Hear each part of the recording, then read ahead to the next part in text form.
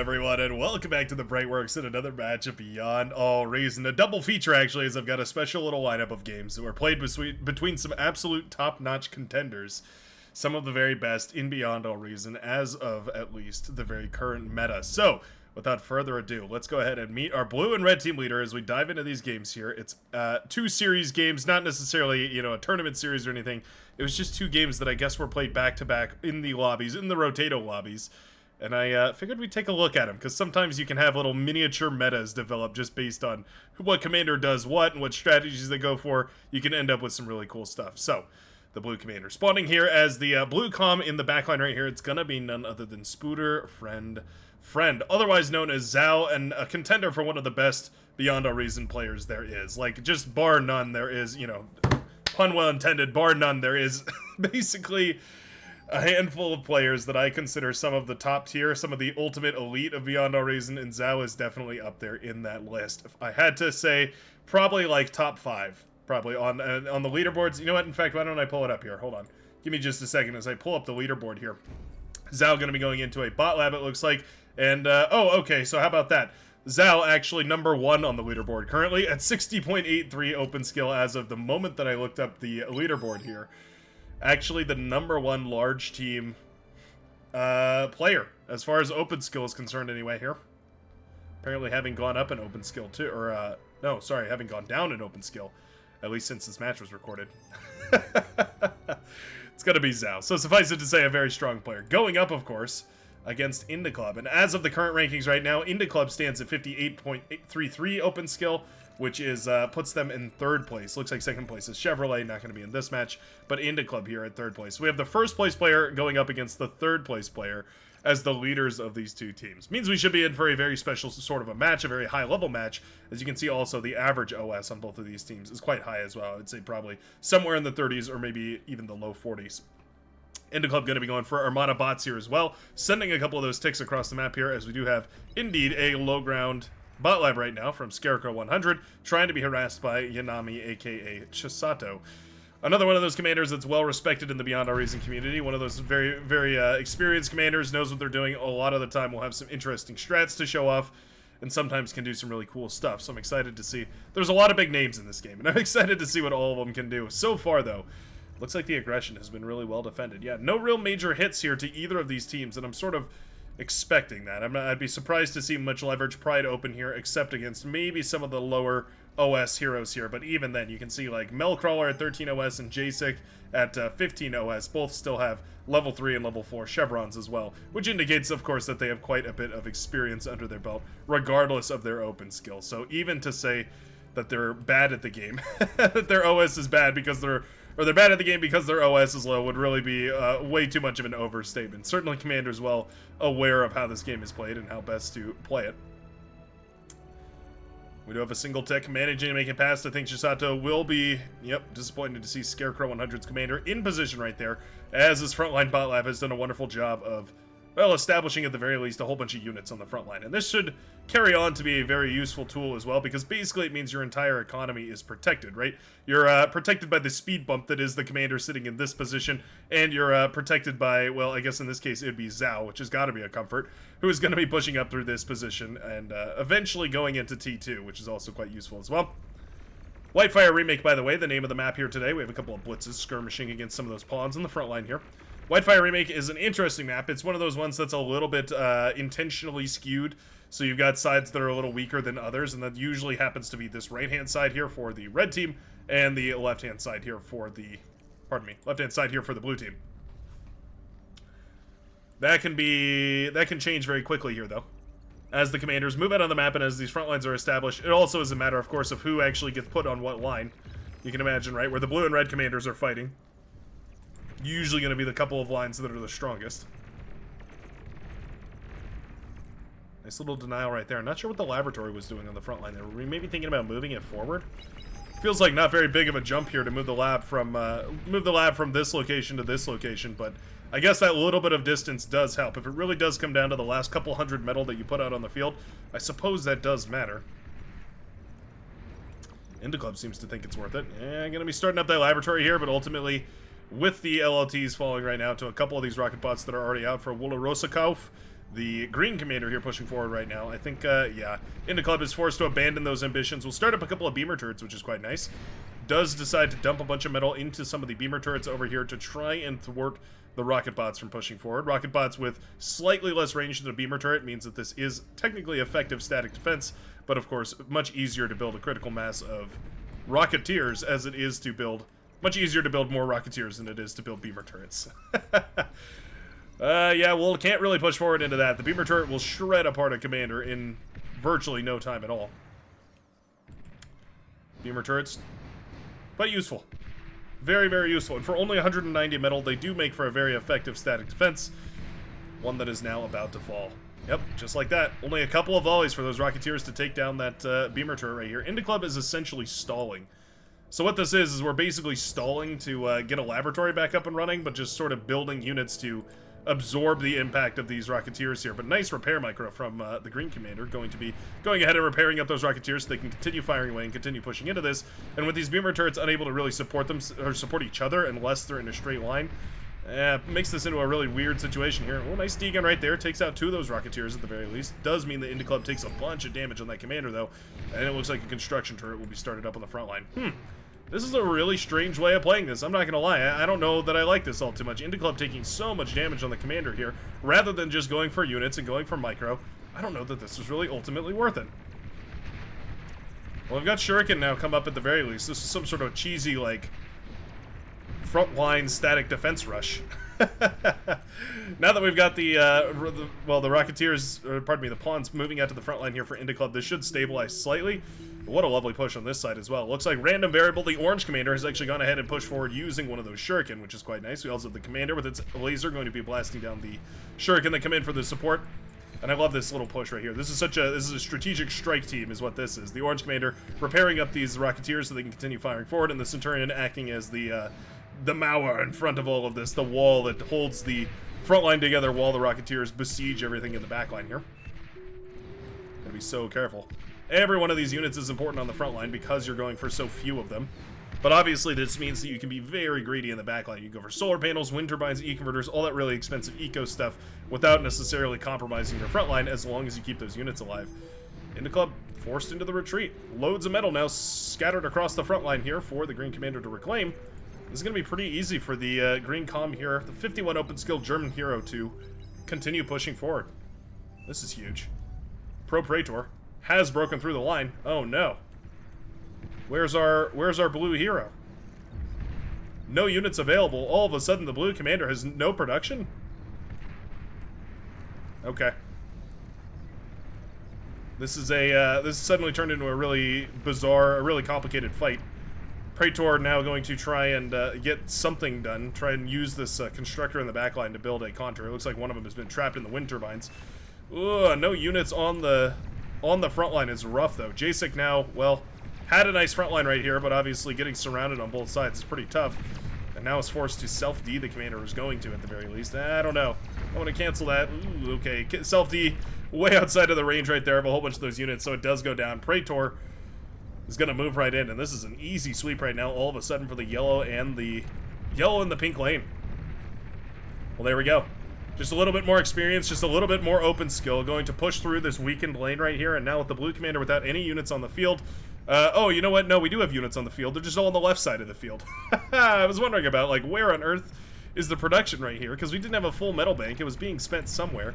It turns out the blue com was producing units on the other side of the map, but it meant that this area was suddenly under siege right here. And with the joint force from Yanami as well as, what is it? Yanami and Praetor both pushing forward here.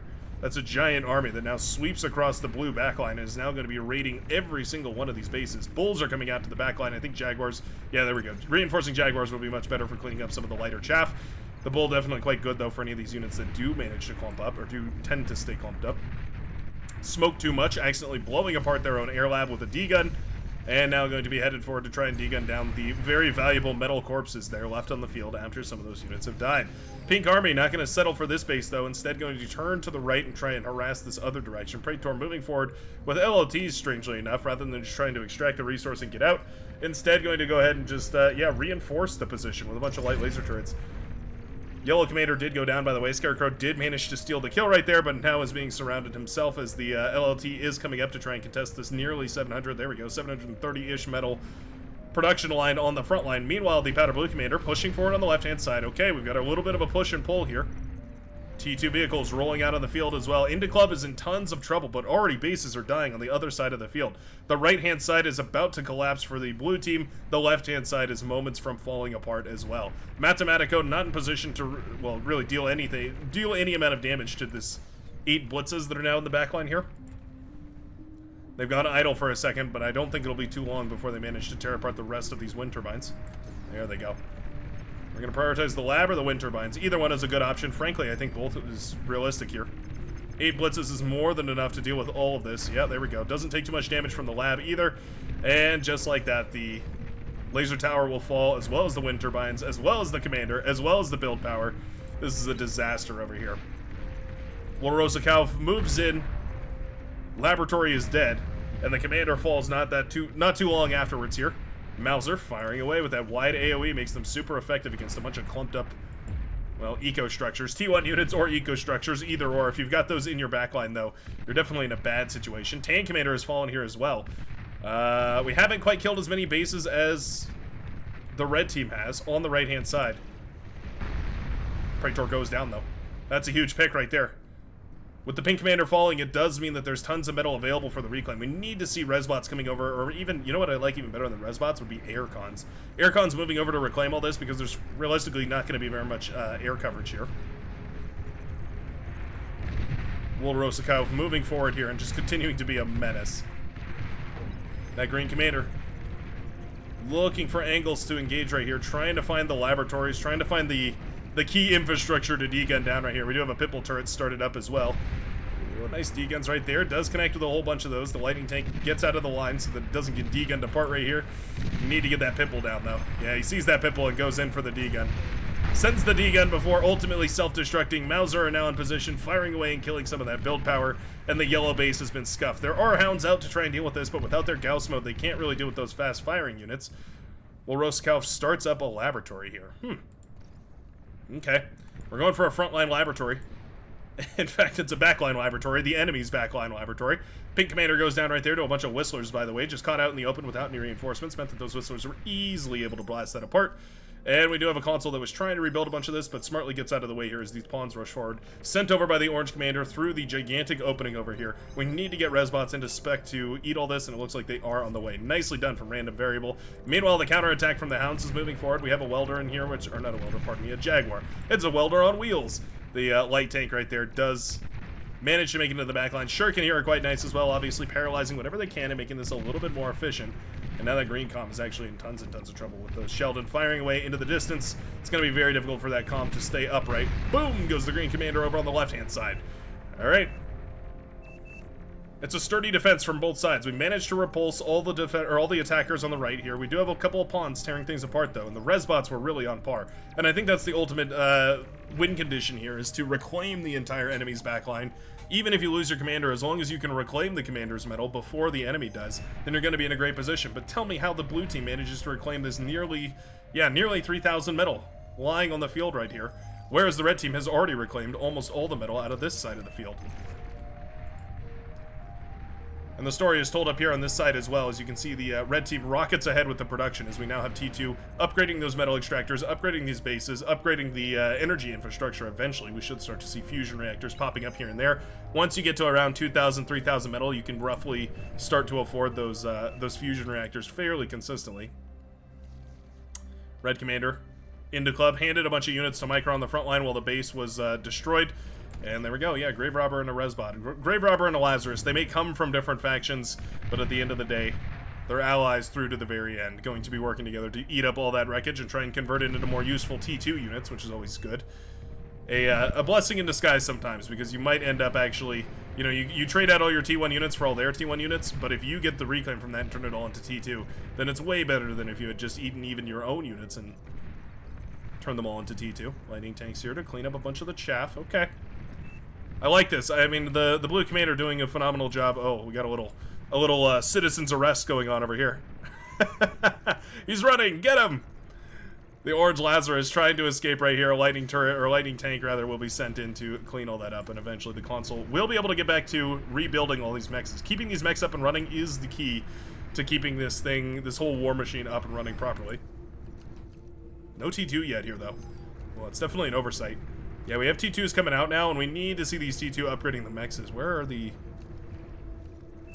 We have a T2 constructor somewhere around here. Lightning tanks and hounds marching their way forward right here, and really there's not much to resist. We have a bunch of ticks coming out, but those aren't really going to do much. You can't really go for pawns. Those lightning tanks are too good for them, or too good against them, rather, and the pawns, obviously, in much the same way, are pawns and ticks, basically in the same boat. See right there, there's Jaguars melting apart that pawn.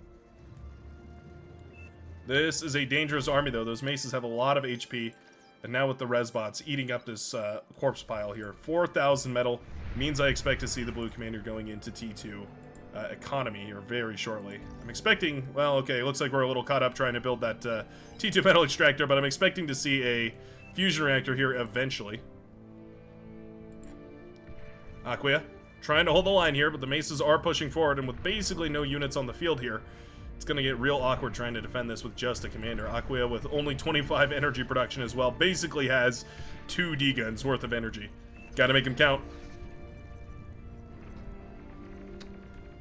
This is one of those moments where, yeah, nicely done. I was just about to call it. Mathematico doing a great job of communicating with the team and saying, hey, I've got APM, I'm sort of dead in the water here. Give me some units I can micro for the defense.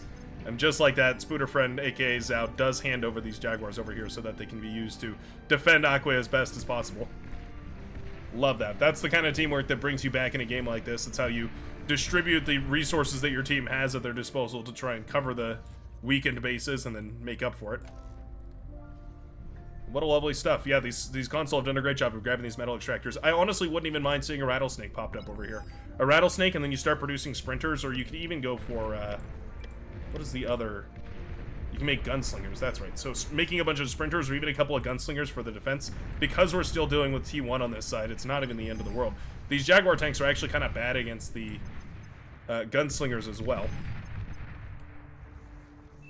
If you have enough of those gunslingers, they can beat the Jaguar tanks because they are so light.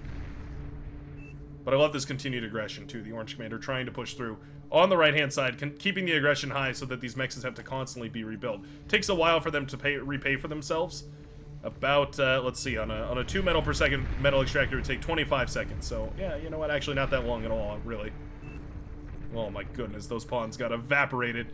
Yeah, Jaguars and Bulls is sort of the perfect composition for dealing with spam. You have to get into some of those heavier units, either Bulls or Jaguars themselves, or even ultimately getting into things like Starlights or Sharpshooters, Welders, Sumos.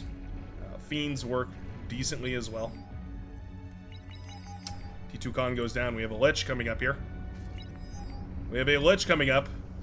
And that, of course, can only be for one final reason. It is to snipe the final commander here of the red team.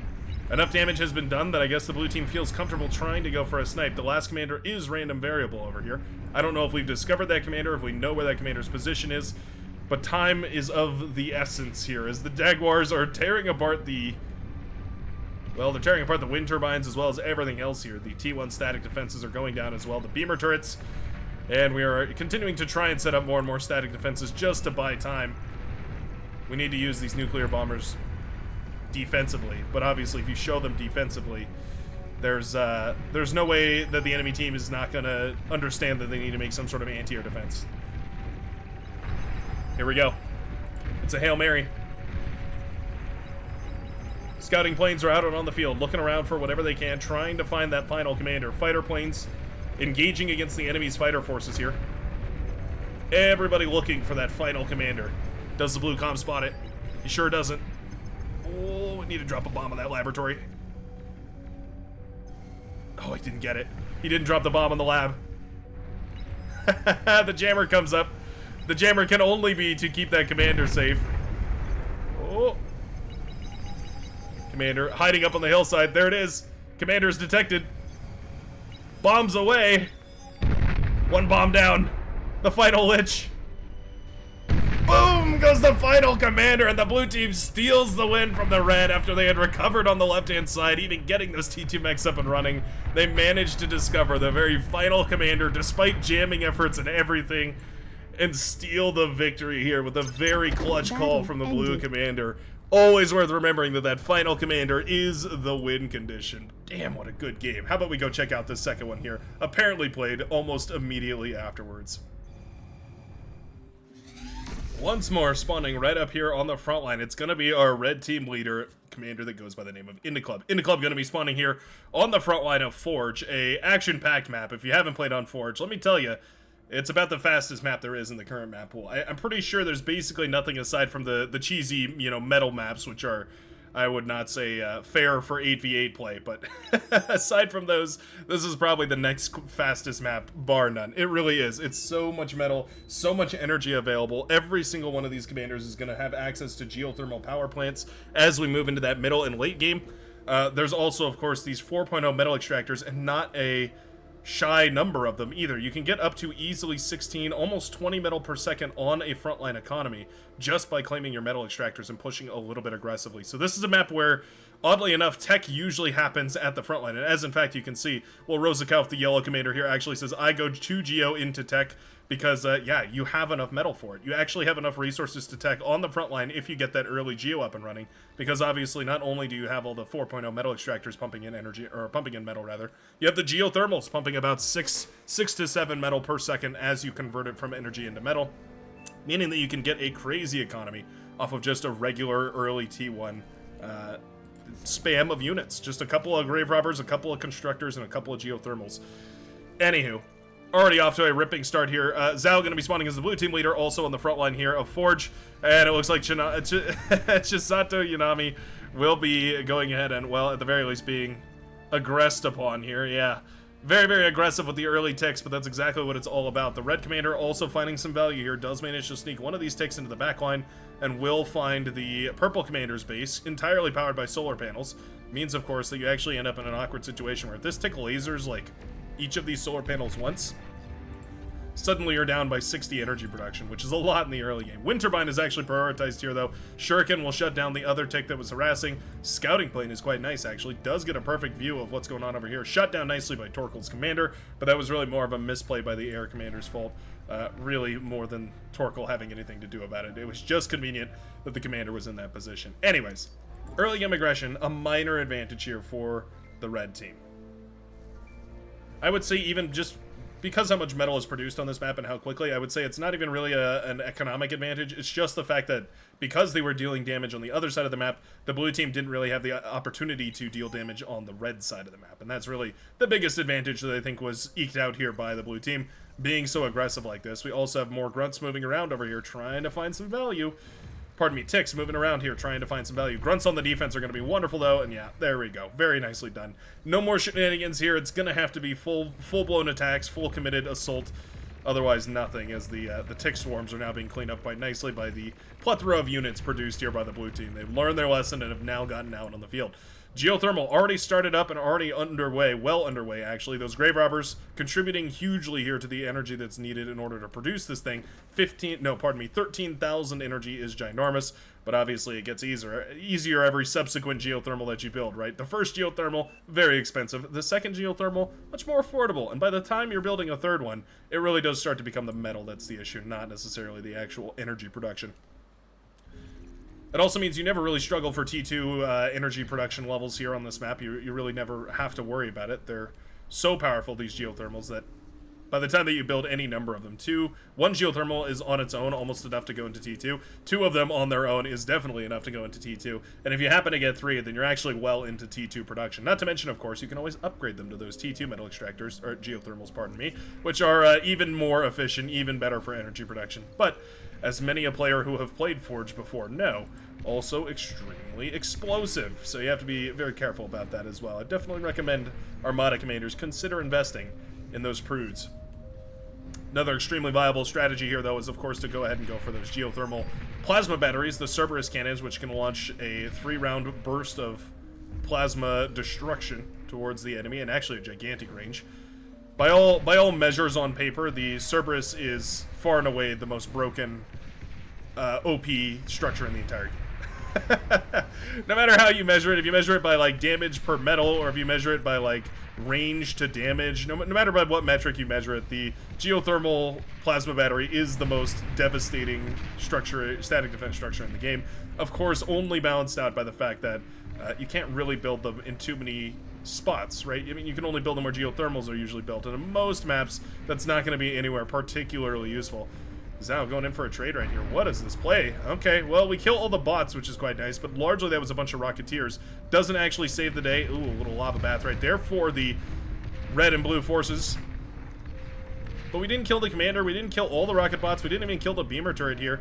I don't really know if that was ultimately worth it, all said and done. Scarecrow now moving forward to try and reclaim. Okay, D-Gun is sent out here by Indie Club. I guess happy to just trade for the commander itself. Just happy to, you know, put the commander down in order to remove it from the front line instead of going ahead and going for the reclaim on the metal right there. Denying the metal is more than sufficient. We really don't want to stand our units in the lava here. Yeah. Restore command is how you fix that, by the way. A lot of commanders don't know that, but if you hit this restore button, you can actually bring that back up to its original level to get rid of that lava pit. In this case, though, it almost works as a defensive measure, right? Like, the blue commander can't push any further forward than this, so it's actually kind of to the red commander's advantage to keep that metal, or that lava spot around here. There it is. Good old-fashioned Cerberus rush. In fact, we've actually made the T2 structure here, the T2 laboratory here, right next to the Cerberus, so we can go ahead and go for it. And Chisato, D-Gun is away right there from random variable, knows that he has to trade out for that. Chisato accepts the sacrifice and will also go down right here. Not the end of the world, though. Chisato handed another commander, going to be trying to reclaim this, no doubt, and starting up another Cerberus. I wouldn't mind seeing a Scorpion turret up, though. Yeah, the Scorpion turret, I think, is probably a decent idea, actually. Cannibal and Chisato also walking in. All right, another pair of commanders does go down, and that's a giant lava pool now. Morally moving in. Oh my goodness, so many commanders here moving in to try and trade out right now. Scorpion turret gonna start firing away. The commander's gonna take some serious damage. Ooh, 21. 5 commander graveyard. Oh, can we make it 6, 7? 7 commander graveyard right there. 1, 2, 3, 4, 5, 6, 7 comms all down on the front line here. Scorpion turrets and all sorts of other goodness is set up in order to try and shut down all this T1 right now. Firing out into the distance, trying to do whatever they can. We have Shuriken coming out. We have constructors trying to shuttle this down. Laboratory, ooh, it does fall eventually. Oh my goodness. All of this metal eventually going back, certainly, to the blue team. A river of dead commanders. I mean, what a screenshot right there. Hold on, I think we can do even better than that. What if we come over from this angle? A river of dead corpses littered the canyon. We have a Resbot reclaiming some corpses there as well, and the Scorpion turret so critical to holding the position right now. This blue front line has devolved into rocket warfare. We've got these LLTs firing away here, and Rocketeers and Agitators, all sorts of stuff, but ultimately I think we're already ready for T2. Yeah, we have T2 coming up right now from the yellow commander who sent out those T2 to be built, and we have the Cerberus cannon has already been set up right here from the yellow comm. So all that aggression, it is sufficient to say, has paid for the yellow team's ability to be here. Yeah, nice self-D right there. Had to get rid of the jammer because it was in front of the Cerberus, actually preventing it from firing. And there we go. All right, Cerberus is up and running, and that does mean that the red team wins this southern side. I mean, it is really that powerful. You can see the range on this thing. Hold on, I'll just mark it in a drawing. The range is basically right there, which denies not only 2 metal extractors, but also this Cerberus cannon, and it means that most units can get close enough to harass these other metal extractors. It's a huge win to get that Cerberus cannon up and running on the southern side first. It's why, of course, the blue team was so eager, shall we say, to get that up and running as quickly as possible. The only option afterwards, well, there's a couple of options. It looks like the green commander is going to retreat back to this Cerberus cannon. It's your next best bet. But the other option, of course, is to go for some of those tactical missile launchers, which are very useful for ultimately destroying these Cerberus cannons. I believe they outrange them by quite a good number. Catalyst missile launcher with a range of 2250 versus the Cerberus's range of 1650. So you've got quite a range advantage there. It means you're definitely going to be able to use it to kill a Cerberus as long as there's not enough repair to deal with the damage that you can do. Scarecrow actually winning this front line. This is basically just because Indie Club has gone ahead and gone for T2 mechs is on the back of this, so we're supposed to be scaling upwards right here, but the blue commander and the Seafoam Green Commander have also been contributing forces, right? So this is ultimately a 2v1, but now Indy Club has those T2, and actually I wouldn't even mind these being sent out as essentially effectively suicide bombers, sending the Fiends forward to try and kill all this big old air battle as well. Fighting over the volcano gives it a little bit of verticality, which is always cool. And here come the bombers. Ladies and gentlemen, the reason why you don't go for those OP geothermals. Bombs away. Boom! Goes the entirety of the yellow base from just a single bombing run. And it's the reason why this map never really ends with T3. Yeah, this is a rare map to see T3 or any kind of late game forces come out on, because one significant bombing run, and you can see the red team has been already crippled here. Fiends have done a great job of burning through this frontline army. You can see all that metal is now left on the field here. 2,500 metal to be precise, and Scarecrow is forced into a large retreat. The commander, well, trying to hold the line here. We do have a single Sheldon firing away. Not particularly ideal. I mean, one Sheldon isn't going to make the difference, but eventually it is really ultimately an omen of more to come. Oh man, these Cerberus are so dangerous. There we go. Yeah, the defensive Cerb has been set up right here, which is nice to see. It means that this turns into effectively a no man's land that nobody is going to be able to really cross. It means that for the time being, rebuilding efforts are going to be the major effort, or the major point here for the yellow commander and the red team in general. Getting these mexes up seems like the highest priority, though. Bunch of Twitchers going for this AGO over here, which is always nice. And of course, with the Cerberus actually producing energy as well, it does produce 450 energy. It means that you have some way of building units, building back into this game. Obviously, just expensive methods. Sheldon numbers are growing. Slow and steadily, the Sheldon numbers are continuing to scale. We have Fiends coming out as well, and all of this was produced by a Twitcher, mind you.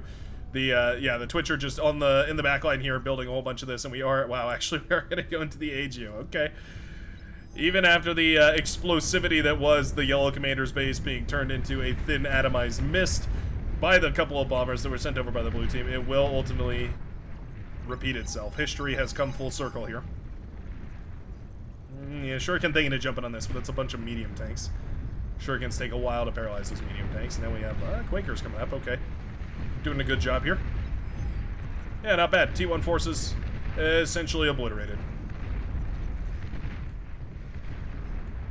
With the radar and radar jammer vehicles, it means that these Quakers can fire out for just a monstrous distance. They're going to be quite good for forcing this Fat Boy back as well, which obviously can do tons and tons of damage if it's given the opportunity to, but at least in this context, it doesn't really trade very effectively. Ooh, unless they walk into it. Nicely done right there. Yeah, a little bit of micro to get that thing to fire backwards, and you can sometimes snag a kill or two with it. Wow, really going heavily into these AGOs. From a certain perspective, you do have to risk it for the biscuit, right? It's so efficient and produces so much energy that you need it in order to actually spend all the metal from those 16 metal per second T2 4.0 metal extractors. Quite a barrage of words, but they are definitely worth upgrading. As you can see, yeah, 16 metal per second for 20 energy. There isn't a more efficient way to produce metal in the entire game. And I think I agree with what Indy Club has to say. Needs to get into a push, or else it's going to be a death sentence, a dead situation here, because, well, there's just only so much you can do. The air forces are always going to be the most efficient way of getting up and over this volcano. Spider forces can also be another approach to go for here. Neither of these commanders really opting for that, though. Neither of these teams, rather. Yeah, instead opting to go for a whole bunch of AGOs and a whole bunch of E-converters and a whole bunch of production. Just trying to set up this front line to continue pushing in right here. But honestly, a little bit of a stagnation. Surprised we don't see more cheeky drop play over on these sides. That's usually very common as well. I do notice that we have the brown commander and the hot pink commander, so Cannibal, probably well aware of that, but I don't know if Pro Muffy is. But dropping a couple of tanks over here can be super useful, especially after a big bombing run like that, because you know that those air forces are going to be significantly depleted. No way. The blue commander has found a way to risk it all. 14 minutes into the game, and we are going to, well, actually a little earlier than that, probably about around the 13-minute mark, we started up a thermonuclear missile chamber. Going to be looking for the ultimate end-all be-all solution here. Obviously, this nuke has immense potential. Fired into the backline, it can do tons and tons of damage. Popping all of these AGOs takes out 2 commanders in and of its own. And one by one, you could pretty much use this nuke to obliterate any singular base. Fiends burning across the front line here as well. Some LLT is going to be set up, as well as some more beamer turrets, just to make sure this all stays up and running. We've even surrounded this with a couple of walls. Okay. Sure. Sure. Against bombers, the walls can help, but they're not the ultimate solution. A couple of ticks have run by. Okay. Very nice. Yeah, we have some air forces clashing over here. This is actually huge. This is actually a gigantic trade right now. The implications of this air battle actually mean that because these fighters were traded out over on this side in order to keep those shuriken alive, it now means that the air forces in the midsection of the map are completely drained. I'm really shocked to see that a vehicle lab has been set up and running here, but we're only just now getting into these flak trucks. 100 flak trucks is kind of the ultimate way to guarantee that you're not going to lose to a big old air rush. You kind of need them all around this midsection here to protect all these AGOs. We do have some coming up and running now, but frankly, we have nowhere near enough. Heavy bombers coming up here. Bulwark going to be set up here as well, which is quite nice. That solidifies this front line quite nicely. It becomes much more expensive to push through. You have to really go into specialized units, especially speaking those T3 units in order to really effectively break up Bulwark. There are some T2 options as well, but yeah, ultimately you need those T2 siege units. Ooh, Torkel? Not going to be bombed. Okay. Yeah, he wants the big one. Looking for the big one here, trying to bomb away at the AGOs. Got a little bit greedy though and didn't get it. The nuclear missile was... Oh, was it detected? Oh, it was detected. The nuclear missile was spotted. That's great news. So the anti-nuke has been thrown up already, so you can see it is going to start charging. I think that anti-nuke should be up and running in time.